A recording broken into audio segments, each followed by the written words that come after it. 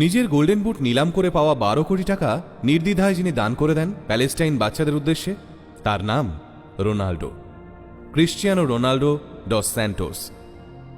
গোল করার পর মাঠে সাইডে গিয়ে তার সেই আইকনিক সিউ সেলিব্রেশন, যা দেখে ফেটে পড়ে দর্শক।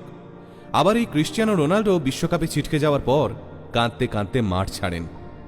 বিশ্বকাপ থেকে তার টিম বাদ, তার উপর ম্যানচেস্টার ইউনাইটেডের মতো ক্লাবের সাথে ঝামেলা।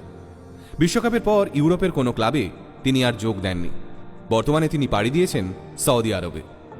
বিরাট কোহলি থেকে কিলিয়ান এমবাপ্পে, তাবড় তাবড় প্লেয়াররা যে মানুষটাকে নিজের আইডল মনে করেন, সেই রোনাল্ডোর সঙ্গে এই রকম হওয়ার কথা ছিল না।